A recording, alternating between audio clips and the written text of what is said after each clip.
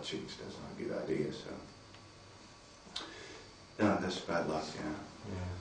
So producing the new album has taken you a great part of the year 2002, I think. Can you tell us where you produced it, or where you recorded it, where it was produced? And yeah, we started working with the guy who produced our first album. This Finnish guy is Ville, and we just wanted to go back to basics. You know, we've known him for 10 years, and we wanted to sort of get back that kind of attitude that he can bring out from the band in. And we just, you know, went to these old places. We went to Finnbox in Finland, which is like our home studio, and just hit there with Ville and started working out like in good old days. And everybody's pretty happy about it. He's a very good producer. He suits our band perfectly. And he gives all kinds of characters for us, you know. We play all kinds of animal figures.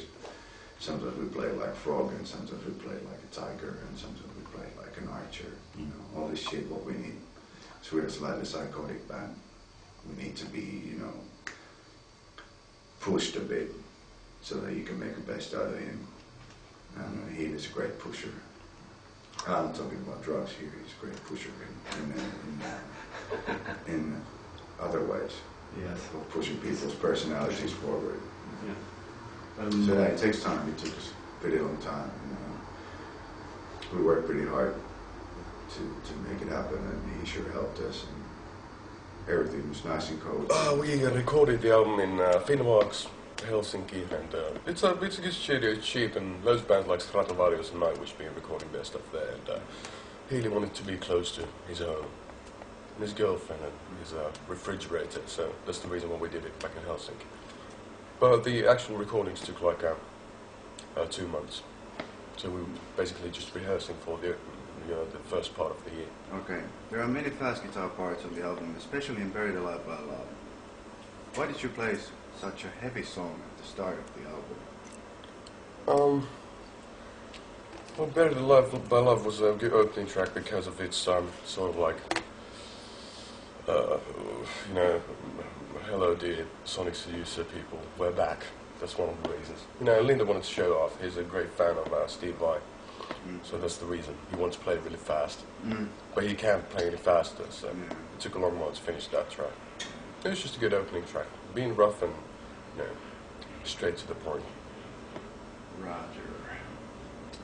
The whole album seems to consist of changes between very fast and more balladesque parts. Is that the overall principle you used? Overall principle was trying to make a good album with loads of dynamics. That's the principle. That's the principle, yeah, what we try to do. Not necessarily trying to sort of like premeditate on having like one fast track and then one mellow one. We don't have any ballads on the album. I don't consider them being ballads. They're just heavy tunes, like what Black Sabbath used to do. How would you describe the lyrics compared to the older albums? Is it still about love, death, and sin? Well, to a certain extent, yeah, it's about, the lyrics are about love, death and sin, but they're about, you know, they're written in a bit more schizophrenic way. Even I don't understand the lyrics. They just came from somewhere. You've already shot 2 videos, one for the first single in Germany, Funeral of Hearts, one for the Buried Alive by Love. Please tell us something about these videos.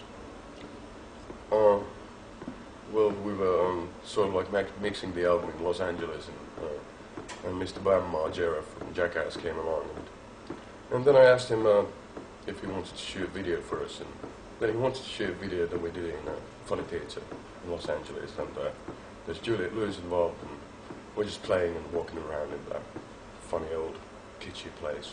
Tell us about Bush. Oh, Bush. It's my little edition. It was a funny thing. We had to, originally we were supposed to be shooting on the 19th, I'd say, 19th of December, something like that. And we reserved the whole theatre for shooting the video. But unfortunately, Bam got a call from the owner of the theatre that you can't do it on Tuesday. You have to reschedule it. And so then we did, and we asked for the reason to why it was necessary for us to reschedule the day. And what happened was that Mr. Bush the President of the United States of America wanted to have his own little party. They had the same particular theatre, so you know, if you don't like the video, he's the one to blame. Yeah. Because we weren't prepared. We had to do it 2 days earlier. Yeah. Can you tell us something about the album title? How come? How come was it called Love Metal? Well, Venom used to. They recorded an album called Black Metal. Motorhead recorded an album called Rock and Roll, and because people still asking what sort of music we're playing, it was the simplest thing to do was just to name it Love Metal because we've been calling our music Love Metal since the beginning. So that was the reason. That was the reason, basically. It's corny and kitschy, but very punchy. Yeah, when going into the studio, I guess, you and Ville, you write many songs together. How has it been this time? Have you? It's always been him that he tends to write the structure of a song, which is what I call songwriting, and then we just fix it up together. So I think songwriting, whomever does it, I believe it has to be the same. You just come with the idea and then you just make it happen. It's very simple. And who you make it happen, how you make it happen, that's another question. But the place where all the ideas come from, I think it's the same. Mm-hmm. So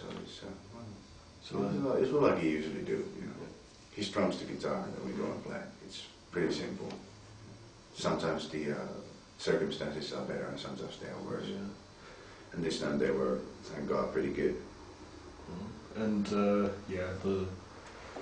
main theme of your album is just as on the albums before, love, death. Yeah, that's and true. Yeah, that's always resembles this. yeah. There's always this contrast thing. You know, it's always good to check out the both sides of the coin. If you know what I mean. And it's the same thing is you can describe it by saying this or you can describe it by saying that.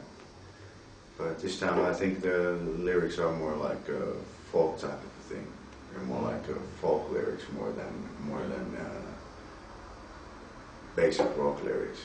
Was what we used to from like down to earth rock bands. And there's more storytelling and more symbolical things and more complex themes there. And I do like it. I think it was a good way to go with the words and lyrics. And I'm pretty happy that the direction of the storytelling took this way.